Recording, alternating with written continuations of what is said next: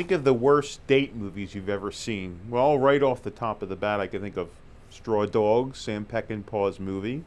I could think of Antichrist, Lars von Trier's movie. Not a great movie to take a date to. And how about War of the Roses, with Michael Douglas and Kathleen Turner battling it out? Well, you can add the new movie Blue Valentine to the list of horrible date movies. Horrible date movies, but a very good, strong, powerful film nonetheless. This is the dissection of a failing relationship, and it is a tough and edgy independent film directed by Derek Cianfrance. I've never really heard of the guy before, but he's been working on this movie for quite a while. The principals in the relationship are Michelle Williams. She plays a woman from Brooklyn, has some aspirations. She's a nurse in a doctor's office, and she wants to go further with her career. And her boyfriend, who becomes her husband, is played by Ryan Gosling. He has some aspirations at first. He's a musician. He wants to do stuff. He's kind of an arty type. But once he gets married and the couple have a kid, they all sort of go out the window. And he becomes a house painter.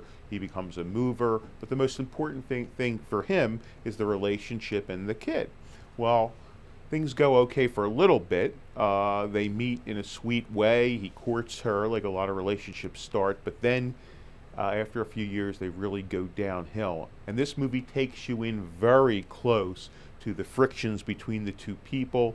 As I said, it's very edgy, and at times it reminds me of a John Cassavetes film. It's so realistic, you almost feel like you're watching a documentary. The couple comes apart gradually. The movie shifts in time. You see how they meet, then you see them coming apart, then you go back to the beginning. So it plays a little bit with the chronology of their relationship.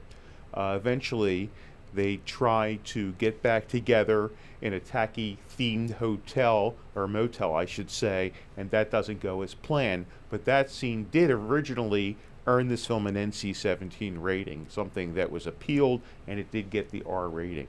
It is a strong scene, but it's not dirty. I think it's a very important scene in the movie, and it gives you an inside look at these characters and the relationships and where they are. There are problems with the film. Some of the more conventional aspects of it, there's an ex-boyfriend.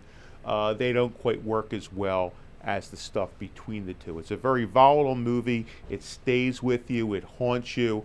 And I could say this is a movie that you might not like, but you may admire in some ways.